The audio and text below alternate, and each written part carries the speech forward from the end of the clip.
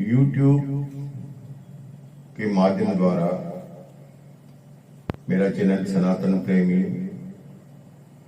आज मेरा विषय है, मेरी सोच का विषय है साइक्लोन।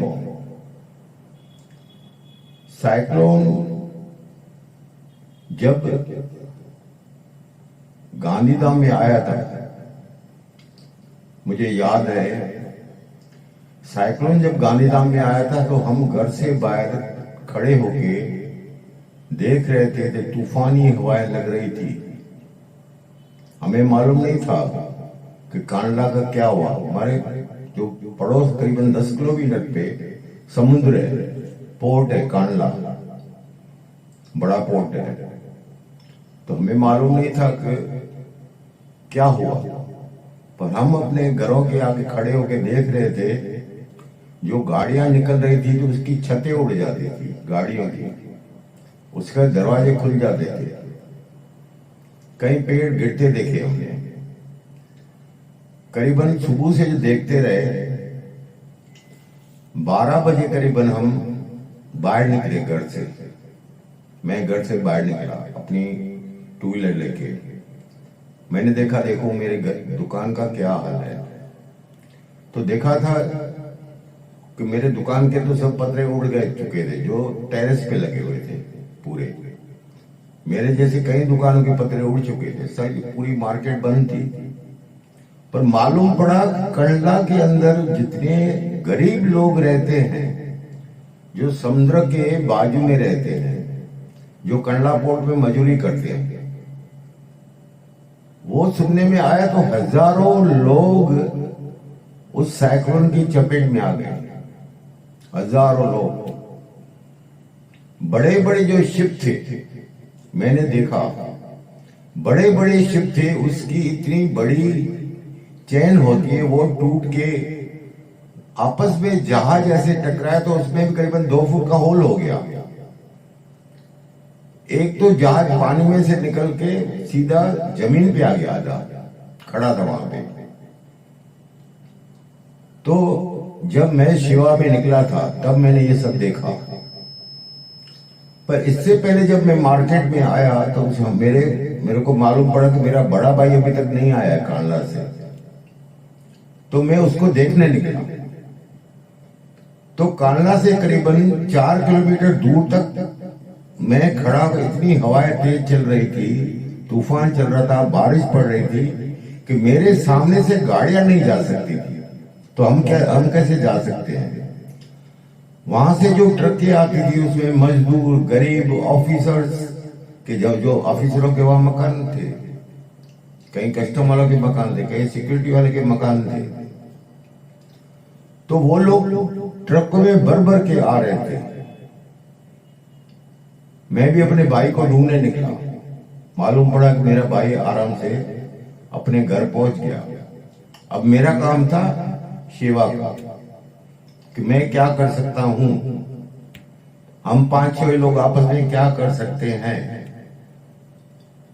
तो हमारी जो सरकार है वो जो है इमीडिएटली एक्शन ले लेती है।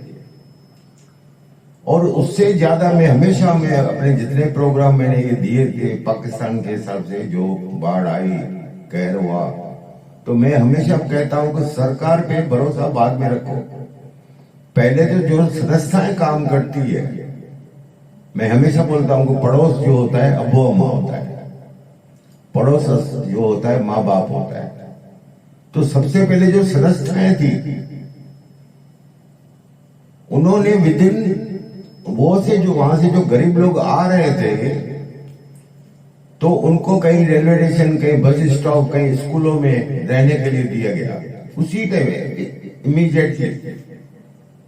तब तक तो रिक्शा में, जिसको पाकिस्तान में चिंची बोलते हैं, वो रिक्शा में 3 व्हीलर थे, बड़े बड़े जिसको बोलते हैं, इस तपेले में से उनका खाना बना के उनका वो वहां पे पहुंच गए। और जो भी वहां से आ रहे थे कांडला से, तब रात का करीबन 7:30-8 बज चुके थे। उनको खाना तो चाहिए, जिसने सुबह से लेकर नहीं खाया। तो उनको खाना दे रहे थे। लोग रेलवे स्टेशन, बस स्टॉप, स्कूलों में जा रहे थे। हमारी जो ये संस्थाएं होती है, वो संस्थाएं कोई रजिस्टर्ड संस्था नहीं होती है। रजिस्टर्ड संस्थाएं तो और भी बड़ा काम करती है। ये तो छोटी छोटी संस्थाएं, हमारे जैसी जो सेवा वाले की उमंग होती है कि कुछ करे, अपने जीवन में कुछ करे। तो जो कांडला में साइक्लोन आया, इमीडिएटली जो है उनको 8 बजे तक तो खाना मिलना चालू हो गया। और घर घर से हमने जब तक खाना आए तब तक तो हमने स्कूटरों पे भाई चालू कर दिया, कुछ न जो घर से मिलता है दो, वो उनको दे रहे थे। बिस्किट दे रहे थे, रोटी दे रहे थे, कहीं उसमें ब्रेड देते थे। इस प्रकार से जाके हमने उसको साइक्लोन को हमने देखा। अपनी जिंदगी में साइक्लोन देखा, अपनी जिंदगी में हमने भूकंप देखा, हमने अपनी जिंदगी में कोरोना भी देखा, जिसमें हजारों लोग मर गए। अपनी लाइफ में देखा। तो जब सुबह हुआ तो हम वापस निकले अपनी सेवा में। हम वो कांडला में गए। आप नहीं मानेंगे तो कांडला के अंदर, मकानों के अंदर कम से कम 6-6 फुट तक, 5-5 फुट तक तो पानी आ चुका था। और जो कांडला पोर्ट में जो मिट्टी थी घरों के अंदर, करीबन 5-5 फुट तक तो घरों के अंदर मिट्टी आ चुकी थी। पूरा कांडला खाली हो गया। और सरकार ने 2-3 दिन में तो शेल्टर बना डाले बड़े बड़े, जहां पे लोग रहने आ गए। इतना सरकार ने काम किया फटाफट। पर उनको साथ एनजीओ का था, सोशल वर्कर के थे। तो हम जब कांडला गए तो हमने जो देखी, तो वहां के बड़े बड़े जो ऑयल टैंकर थे, बड़े ऑयल टैंकर कंपनियों के, जो जिसके अंदर वो पेट्रोल भर के रखते हैं, वो कम से कम आधा किलोमीटर वहां से निकल के रेलवे स्टेशन तक आ गए थे। जब रेलवे जो लाइनें, ट्रेनें खड़ी थी, वहां पे देखा कि उनकी व्हील के साथ कई लोग ऐसे फंसे हुए, मरे हुए पड़े पानी में। क्योंकि पानी का जो फ्लो था वो करीबन 15-20 फुट से ज्यादा था समुद्र का। वहां से जो संस्थाएं हैं वो लाशें उठा के सरकारी हॉस्पिटल में रखते जाते थे। हम जब समुद्र में उतरे, समुद्र के उस बाजू में एक मैदान था। फिर ऐसी हालत हुई कि जो जहां पे मिलता था, क्योंकि पूरा उसके ऊपर मट्टी लगा रहता था, उठाने की कोई बात ही नहीं। 4 दिन में नमक जैसा पानी था, उसकी चमड़ी जल चुकी थी, सड़ चुकी थी। हम उसको अगर हाथ से पकड़ते थे तो उसका हाथ ही निकल जाता था। इस कंडीशन में हमने जब सेवा की तो कांडला पोर्ट के, हम उस पार से कांडला पोर्ट ने हमको बोट दी और हमने वो उस साइड जाके देखा। भाई कोई रह तो नहीं गया उस साइड, पर इससे पहले कई संस्थाएं जाके वहीं पे उसका अग्नि संस्कार कर दिया। क्यों, बॉडी लेने जैसी थी नहीं। पर तब तक सैकड़ों बॉडियां सरकारी हॉस्पिटल में आ चुकी थी। तब बड़े बड़े मिनिस्टर लोग जो थे वो सब आते आए यहां पे। एक बात हिंदुस्तान की मैंने देखी, वैसे भले अपोजिट पार्टी आपस में लड़ती रहती है, पर जब मुल्क के ऊपर कोई तकलीफ होती है तो सब नेता एकजुट हो जाते हैं कि इनका बचाव कैसे करें। दूसरी कोई बात नहीं, इनका बचाव कैसे करें। झगड़ने के लिए तो बहुत समय पड़ा, पार्लियामेंट पड़ी है डिस्कस करने के लिए। तो साइक्लोन में मैंने देखा, जब मैं हॉस्पिटल गया, मेरा ग्रुप जो हॉस्पिटल गया, तो कम से कम नहीं होगी तो 100 लाशें पड़ी थी एक साथ, ऐसे सड़ी हुई, जिसकी आंखें निकल चुकी थी। 3 दिन हो चुके थे, बांस मार रहे थे शरीर, अगरबत्तियां जल रही थी, धूप जल रहे थे, पर बांस रुक नहीं रही थी। तब जो मिनिस्टर आए, बड़े बड़े मिनिस्टर आ चुके हैं यहाँ पे, प्रधानमंत्री तक भी आ चुका, गृह मंत्री भी आ चुका। उसने बोला अभी पोस्टमार्टम की जरूरत नहीं है, इनको सीधा से अग्नि संस्कार कर दो। फिर हमने वहां से बॉडियां निकाल के डंपर में डाला, डंपर में पूरा डंपर बॉडियों से भर गया है साहब। जब हिंदुओं के अंदर तो उसको जलाते हैं, उसको दफन तो करते नहीं है। मैंने अपनी जिंदगी में अगर ऐसा कोई दिन देखा जो आज भी मैं भूल नहीं सकता, वो साइक्लोन, कांडला का जो साइक्लोन था, डंपर पूरा ऐसे खाली हो रहा था जैसे मट्टी भर के लोग आते हैं और डंपर को खाली करते हैं। एक जगह पे ढेर ऐसे लाशों की पड़ी थी, उसके ऊपर लकड़ियां रख के, पेट्रोल गासरेट लगा के, हम ब्राह्मण थे तो कुछ मंत्रोच्चार भी कर रहे थे भाई, उसकी मुक्ति के लिए सेवा भी कर रहे थे। कई ग्रुप थे इसमें काम करने वाले। वही उसको अग्नि संस्कार उसका हो गया, कम से कम एक टाइम के अंदर 100 जनों को इकट्ठा करके। अब बात होती है साइक्लोन में कि जो बाकी लोग हैं वो क्या करें। तो सरकारों ने उनके लिए शेल्टर बना दिए, कांडला पोर्ट ट्रस्ट ने प्लॉट इश्यू कर दिए, बैंकों ने लोन देना चालू कर दिया, उनके फटाफट मकान बन गए और रहने के लिए आ गए। आज भी वही कांडला पोर्ट वही है, परंतु कांडला पोर्ट को खाली कर दिया गया, पूरा खाली।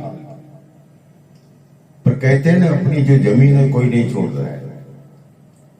जब सब शांत हो गया तब लोग वापस अपने बिजनेस के हिसाब से, जो जिनको रोजी रोटी चाहिए, जिनकी रोटी कांडला में थी, छोटी छोटी दुकानें, मजदूर लोग तो बेचारे बहुत मर गए, बहुत मर गए।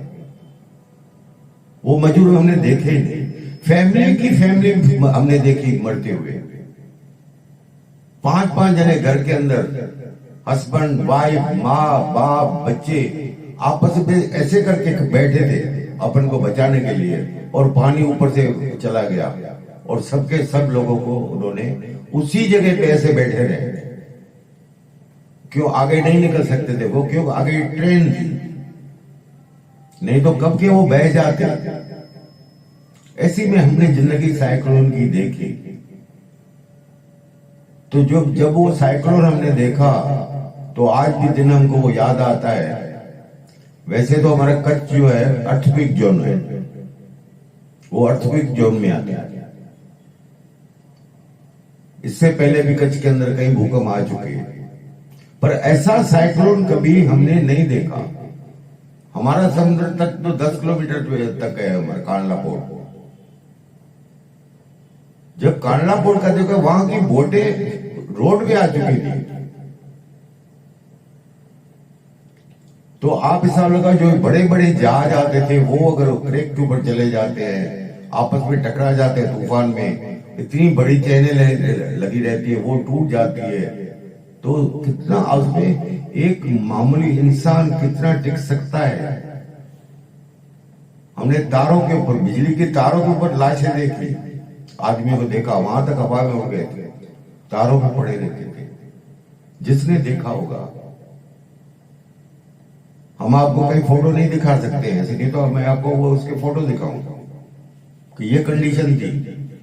पर उस तकलीफ से भी लोग निकल गए, उस तो तकलीफ से वो लोग निकल गए। कांडला पोर्ट जो पोर्ट था, एक बड़ा पोर्ट है, पर उसमें मैंने पहले भी कहा था, सरकारें अपना काम करती है, पर जो एनजीओ होते हैं उनका बड़ा हाथ होता है। तो एनजीओ जो काम करती है, तो उस हिसाब से एनजीओ के हिसाब से सरकारें जो है फटाफट काम करती है, उनकी बातें सुनती है, बड़ी बड़ी एनजीओ होती है।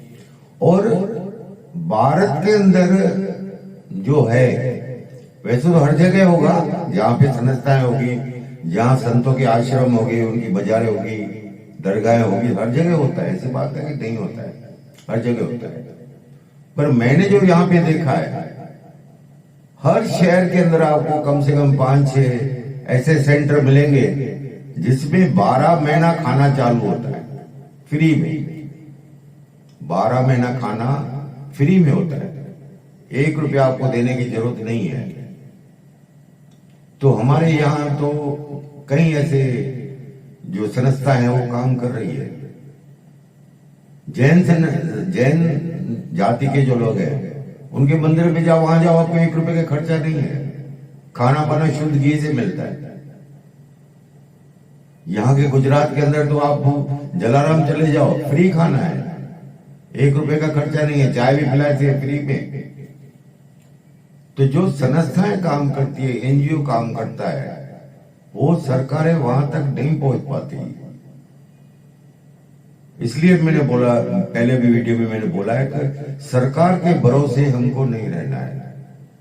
ये तो मैंने अपना हकीकत आपको हमने बताया कि जहां हमने 15-20 हजार लोगों को ऐसी बॉडी उठाते रख हमने शमशान तक पहुंचाई। उस टाइम क्या कंडीशन होगी, कितनी बांस होगी। और ये पाकिस्तान में तो बहुत बड़ा कहर है, अभी तो कुछ हुआ नहीं है, ऐसे समझ लो।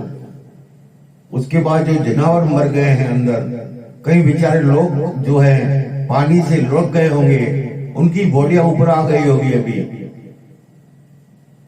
तो बहुत बड़ी तकलीफ है।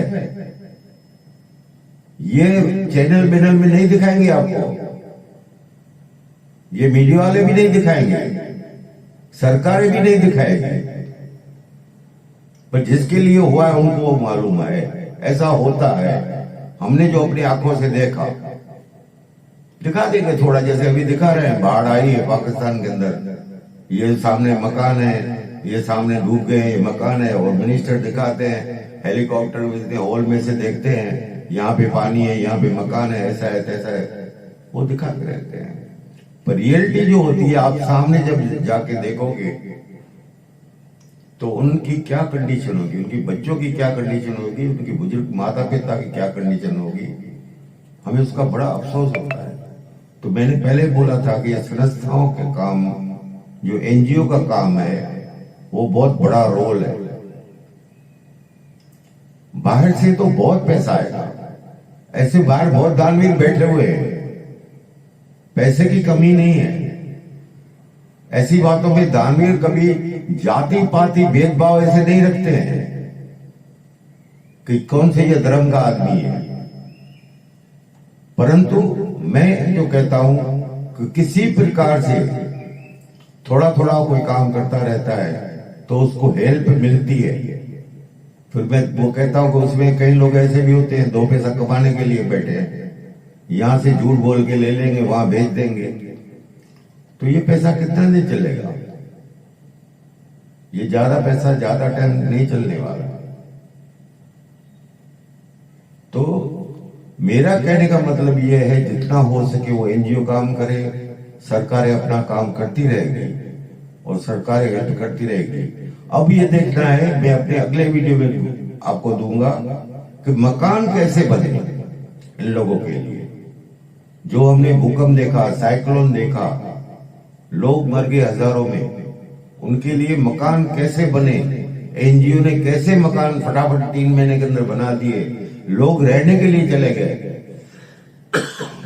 जिन मकान में सब कुछ था, लाइट थी, पंखे लगे हुए थे, पानी की मोटरें लगी हुई थी, कलर काम का किया हुआ था, ऐसा नहीं है कि भाई कोई चालू मकान बना दिया, पक्की छत वाले मकान बनाए थे। पर लोग अगर चाहें तो जो अर्जेंट में मकान बनते हैं तो उसके ऊपर लोग पत्रे लगा सकते हैं। आज जितना टेंट पे खर्चा होता है, इतने में तो एक रूम बन जाता है, इसमें 2 रूम बन जाते हैं, पत्रे लगा दो ऊपर से। आज अफ्रीका, पूरे अफ्रीका में देखो ये पत्रे लगे हुए हैं, मकान, बड़े बड़े मकान में, बड़े बड़े बंगलों में पत्रे लगे हुए हैं, वहां लोग रहते हैं।